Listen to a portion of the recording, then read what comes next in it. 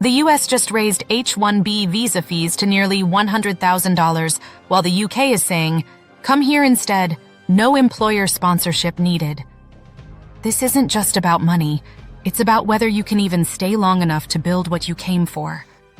The choice is between two conflicting systems, the US H-1B and the UK Global Talent Visa. H-1B means employer sponsorship, massive fees, long waits, and rising uncertainty.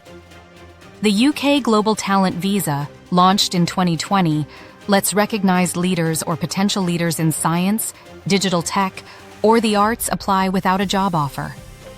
It's flexible, and the UK is even considering lowering or waiving fees to attract talent, exactly when the US is making it harder.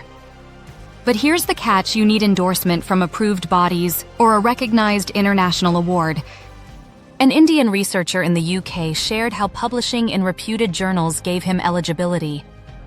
In arts, another applicant said it took 80 hours of prep and months of waiting. Every document, every week in processing feels like a test of your ambition.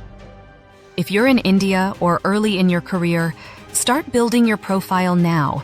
Publish, win awards, gather projects, and identify the right endorsing body like Tech Nation or Arts Council. If you're already abroad, apply early, prep your supporting letters, and plan around timelines. Endorsement may take 4-8 weeks, and the visa 3 weeks outside the UK or up to 8 weeks inside. The bonus? You can bring your dependents, and after 3 to 5 years you may get ILR and citizenship. If you've ever felt H-1B fees are breaking your spirit, or wondered if the UK Global Talent Visa is the smarter move, type UK or US in the comments. Subscribe Immigration Talk Show for more immigration updates.